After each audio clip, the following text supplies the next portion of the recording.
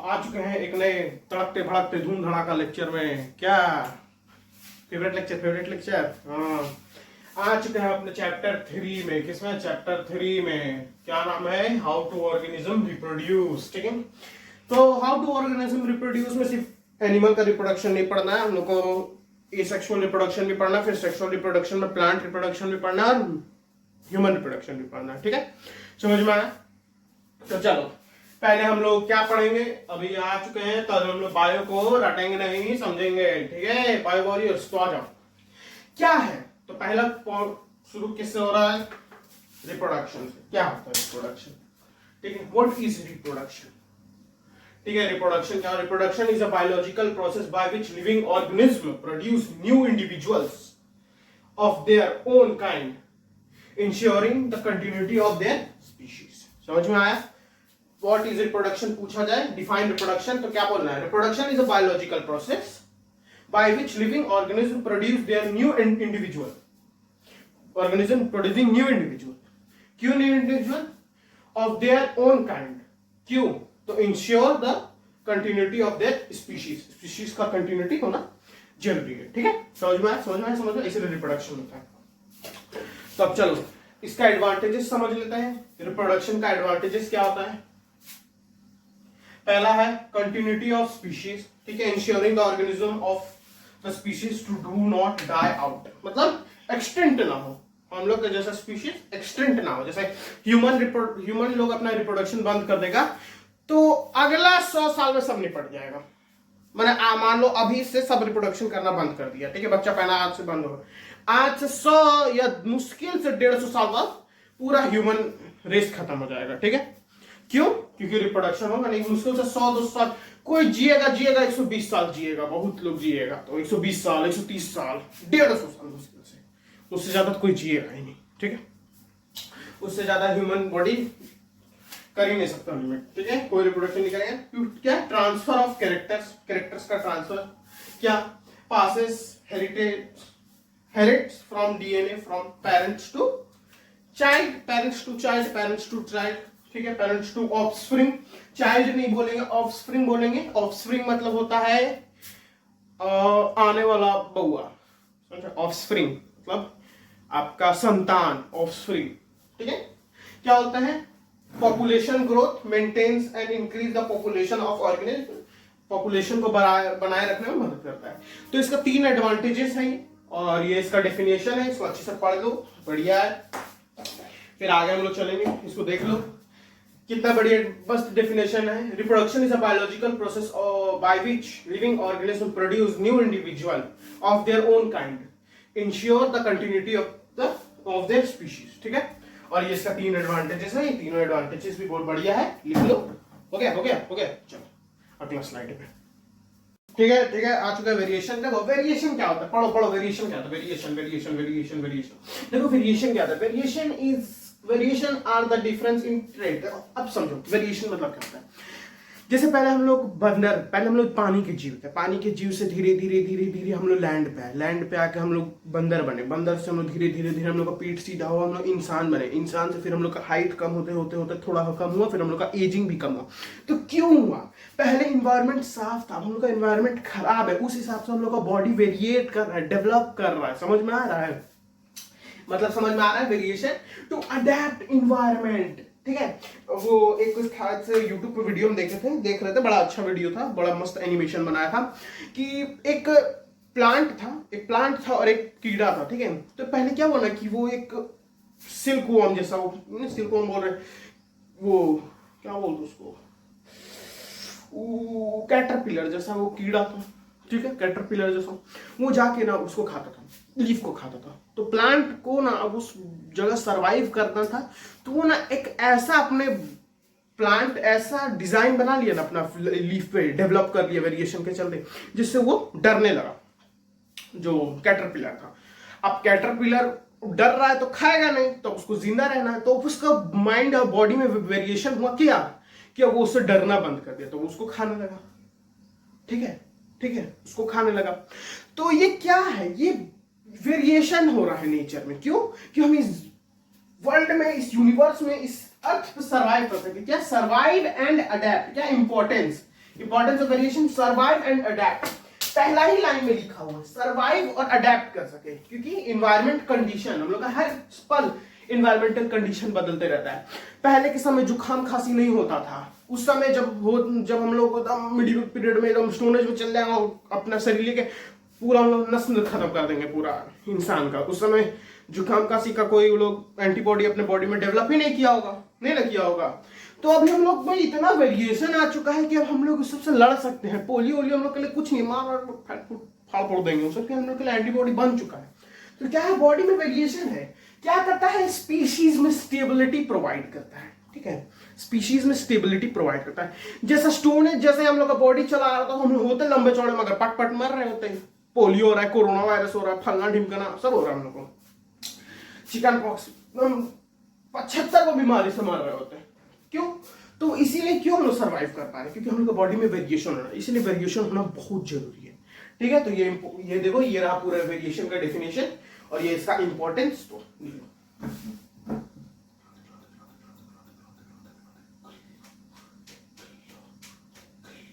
हो गया, चलो।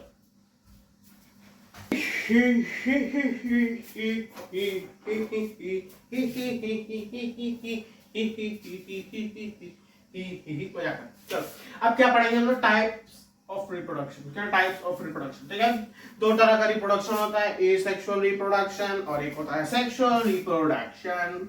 One parent reproduction, two parent reproduction, male female. इसमें आता है प्लांट्स एंड एनिमल्स, और इसमें आता है फला ढिमकाना झिमकाना मिमकाना। ठीक है, अब इसमें भी प्लांट्स कुछ कुछ आता है। देखो, अब देखो कुछ कुछ एकदम बढ़िया बढ़िया हम लोग पढ़ेंगे। ठीक है, एक आता है क्या, fermentation, yeast, budding, spores formation, regeneration, vegetative propagation. ठीक है, इस सबको एकदम प्रॉपरली एक एक करके पढ़ेंगे। क्या होता है, फ्रेगमेंटेशन, बर्डिंग, स्पोर फॉर्मेशन, रीजनरेशन और वेजिटेटिव प्रोपगेशन। ये एसेक्सुअल रिप्रोडक्शन का टाइप्स है, और वो सेक्सुअल रिप्रोडक्शन का दो, मेल एंड फीमेल। ये होता है सिंगल पेरेंट में होता है, और ये डबल पेरेंट्स, एक फीमेल और मेल, समझा, फीमेल और मेल। ये इसका कुछ टाइप है। फ्रेगमेंटेशन और रीजनरेशन में डिफरेंस हो गए, वो हमें बताएंगे कैसे होता है। चलो ठीक है, अगला स्लाइड पे आ जाओ। Fission fission fission fission fission fission fission fission fission fission. ठीक है, फिजन पढ़ेंगे, क्या पढ़ेंगे, फिजन फिजन फिजन। हाँ, a process of reproduction in a unicellular organism, मतलब एक पेरेंट सेल व्हिच कैन, देखो सिंपल, ये डेफिनेशन ऑफ फिजन देख लो, बाइनरी फिजन समझा देंगे। सिंपल समझो। ये 3 पॉइंट है बाइनरी फिजन का, एग्जांपल लेके। ठीक है, देखो, एक पेरेंट सेल बट के एक मदर सेल बट के 2 डॉटर सेल बन जाए, फिजन। बोले एक ही पेरेंट सेल बट गए, जैसे अमीबा है, ये बड़ा वाला, ये हुआ कटा यहां से, और यहां से 2 अमीबा बन गया, तो क्या हो गया, फिजन। फिजन, यही होता है फिजन। एक मदर सेल 2 डॉटर सेल में बन जाए तो क्या होता है, फिजन। अब देखो, 2 तरह का फिजन होता है, एक बाइनरी फिजन और एक मल्टीपल फिजन। हम लोग अगला स्लाइड में पढ़ेंगे। बाइनरी फिजन क्या होता है? Binary fission is a type of asexual reproduction in which unicellular parent organisms divide into 2 daughter. Binary fission मतलब 2, एक का 2 बटना, मतलब जैसे अमीबा एक में 2 बटा, ये हो गया बाइनरी फिजन। और मल्टीपल फिजन मतलब एक में बहुत सारा बट जाना, मतलब 3, 5, 10, 15, 20 जितना में बटना हो बट जाना। ठीक है, उसको कहते हैं मल्टीपल फिजन। समझ में आया? ये इसका 3 पॉइंट है, देख लो।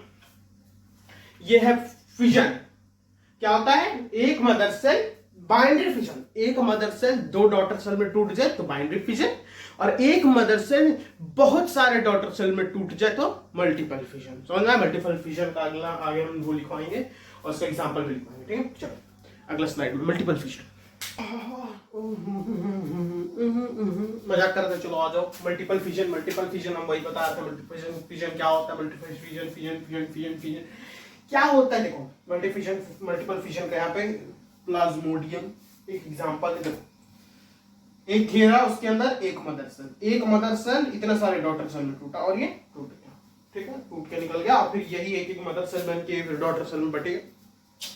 इसका बेस्ट एग्जांपल है प्लाज्मोडियम। क्या करता है? पूछ दिया प्लाज्मोडियम कौन सा फिजन करता है तो क्या बोलोगे? Multiple fission. और अमीबा बाइनरी फिजन, ठीक है। मल्टीपल फिजन मतलब एक mother cell equal to multiple, infinite मतलब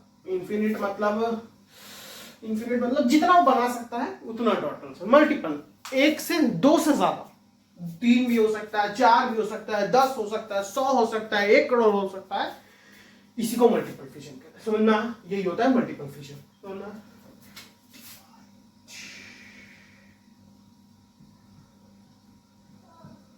डिवाइड्स, ठीक है। तो चलो चलते हैं अगले स्लाइड में।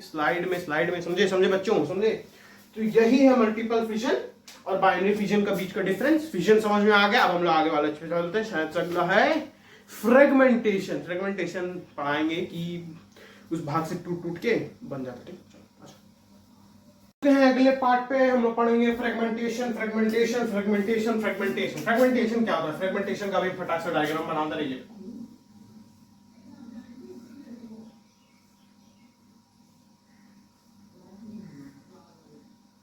ठीक है,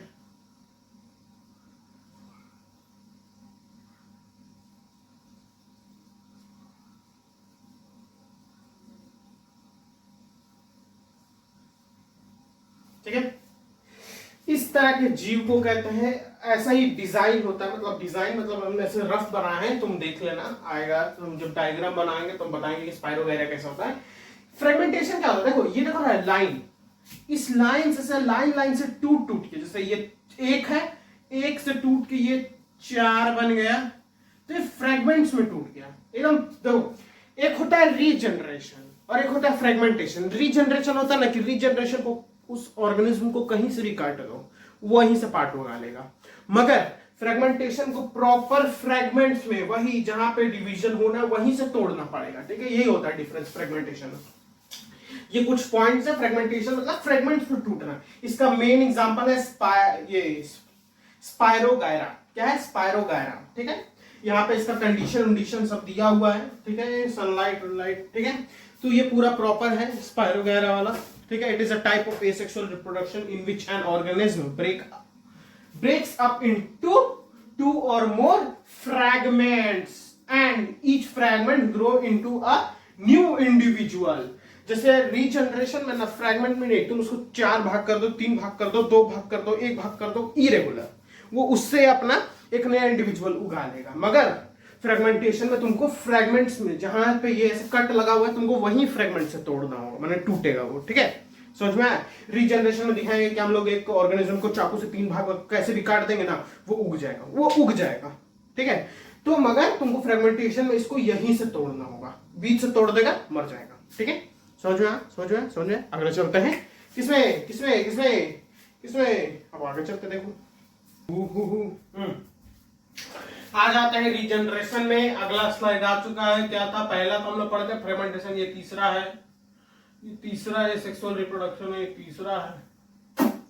रीजनरेशन मतलब क्या होता है? द एबिलिटी ऑफ फुली, मतलब देखो समझो, ये सब तुम पढ़ लो। ये broke into pieces from the body part two cut और ब्रोक इनटू पीसेस। ये देखो समझो, कौन होता है? हाइड्रा, या मैंने हाइड्रा का भी एग्जांपल लो, ये एक अलग एग्जांपल है और ये इसका कुछ प्रोसेस है, ये पढ़ लेना, इंपॉर्टेंट है, थोड़ा याद कर लेना। अब देखो मेन समझने वाला क्या बात है, ये होता है हाइड्रा।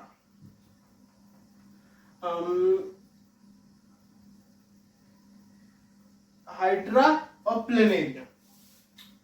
हाइड्रा रीजनरेशन, हाइड्रा की क्या लक्षण होता है? हाइड्रा तो बडिंग में होता है। हाइड्रा बडिंग का होता है, हाइड्रा नहीं, प्लेनेरिया। प्लेनेरिया तो शायद से ये हो गए।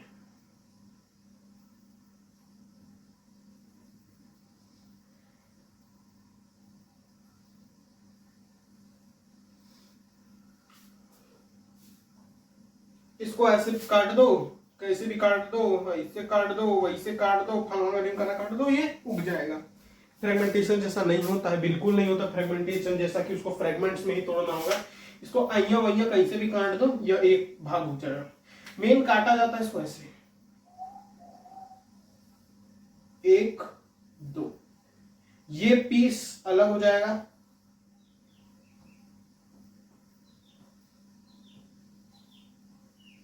एक पीस ऐसे हो जाएगा और एक पीस ऐसे हो जाएगा, ठीक है। तो यही सब उग के ऐसे, देखो ये वाला,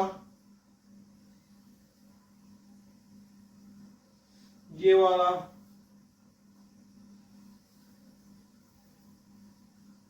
और ये वाला, जैसे तीनों भाग टूट के 3 अलग अलग बन जाएगा, ठीक है।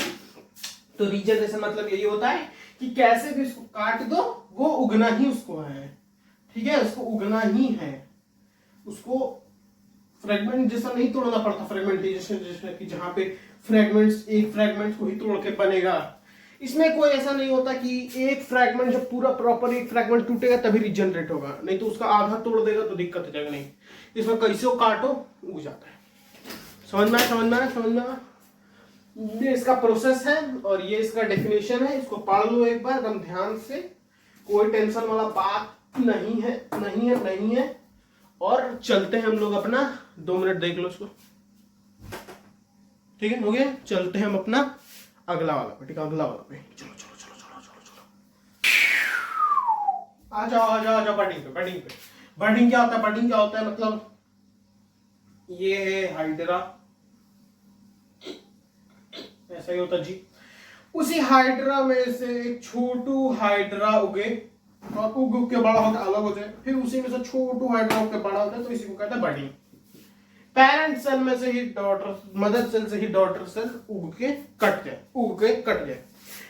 मदर सेल को कुछ नहीं होगा, मदर सेल सिर्फ अपना न्यूट्रिशन देगी, ठीक है। मदर सेल को कुछ नहीं होगा, बस न्यूट्रिशन देगी, वो उधर से उगेगा, बड़ा होगा, कट जाएगा, उग के बड़ा होगा, फिर कट के, फिर अपना बड़ा होगा, फिर उधर से उगेगा, कट के ऐसे उगेगा।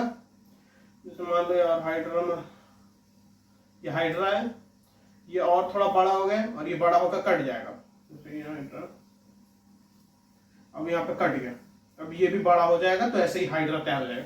तो इसी को बडिंग कहते हैं।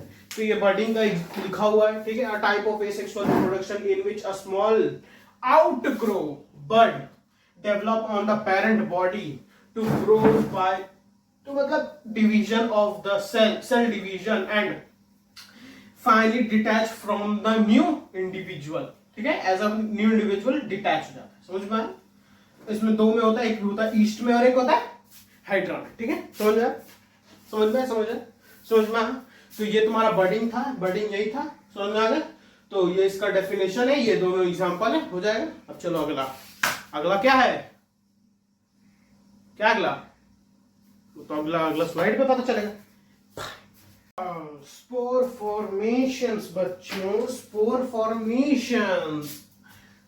फॉर्मेशन क्या होता है भाई? स्पोर फॉर्मेशन भाई कितना सिंपल है, स्पोर स्प्रेड होके फॉर्मेट करना। मतलब देखो, वो वाला फूल देखा है, एक फूल होता है जिसमें बहुत सारा वो रहता है, उसका उगते हैं तो वो उड़ते जाता है, हाँ बस वही क्या है, स्पोर्स फॉर्मेशन, उसी को कहते हैं स्पोर्स फॉर्मेशन। समझ में आया? ये उसके बारे में कुछ है पॉइंट्स, देख लो। A thread-like structure by bind into non-reproductive, ठीक है, tiny bulb on a stick। याद है वो टाइनी बल्ब, छोटा सा स्टिक, तो वो बल्ब जैसा होता है, वो सीड होता है, जाके वो हवा की मदद से उड़ता है और जमीन पे गिर के वो एक नया पेड़ बन जाता है, पौधा टाइप से। समझ में आ रहा? यही है, देख लो उसको, सारा इसका पॉइंट्स लिख दिए हैं, 4-5 पॉइंट्स है। 1 2 3 4 5 पॉइंट्स, ठीक है। स्पोर फॉर्मेशन के बारे में लिख, ठीक है। चलो चलो चलो चलो चलो चलो चलो चलो रे चलो रे। Vegetative propagation. It is a type of asexual reproduction in which root, stem or leaf of a plant develop into a new plant under the stable condition. अरे वो आलू का आँख आ गया है, सुना है ना? आलू देखा, आलू कभी कभी उसमें से बर्ड निकलने लगता है, वो क्या वेजिटेटिव प्रोपगेशन ही है। दो टाइप का पार्ट्स होता है प्लांट्स में, एक होता है रिप्रोडक्टिव पार्ट जो सेक्सुअल रिप्रोडक्शन करता है, लाइक फ्लावर ही होता है, और एक होता है वेजिटेटिव पार्ट जो एसेक्सुअल रिप्रोडक्शन करता है, जैसे स्टेम मतलब पोटैटो, लीफ पड़ेगा है वो, और रूट। इस सब पार्ट में से वेजिटेटिव बने ये पार्ट है, मान लो एक स्टेम है, ठीक, मान लो ये एक लीफ है, ठीक है, ये लीफ है, तो इसी लीफ में से एक और प्लांट उग जाना, ठीक है। तो ये क्या है? एक तरह का एसेक्सुअल रिप्रोडक्शन है, ठीक है। तो पूछा जाए यदि वेजिटेटिव प्रोपगेशन कहाँ हो सकता है, तो स्टेम में हो सकता है, लीफ में हो सकता है, रूट में हो सकता है। सेक्सुअल रिप्रोडक्शन कहाँ होता है?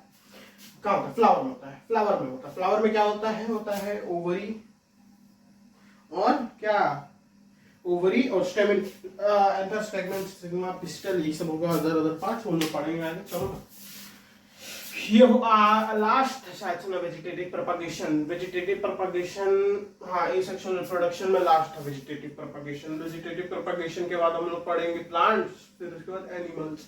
तो प्लांट्स और एनिमल्स हम कल डालेंगे, ठीक है। आज के लिए काफी है इतना, ठीक है। आज इतना ही ज्यादा, आज इतना ही लेक्चर होगा, समझ जाओ, ये देख लो, लिख लो इसको, ठीक है। इसी के साथ खत्म होता है लेक्चर आज का। कल आएगा हमारा खट्टा मीठा नन्हा मुन्हा प्यार, समझ रहे हो क्या आएगा? प्लांट्स एंड एनिमल्स, और परसों आएगा डायग्राम और डिफरेंस का वीडियो, ठीक है। तो चलो इसी के साथ बाय बाय, पढ़ते रहिए, खाते रहिए, हंसते रहिए, खेलते रहिए, और हमको लाइक सब्सक्राइब करना मत भूलिएगा, क्योंकि आगे ऐसे ठंडे मंडे खट्टे मीठे वीडियो आते हैं। Bye bye.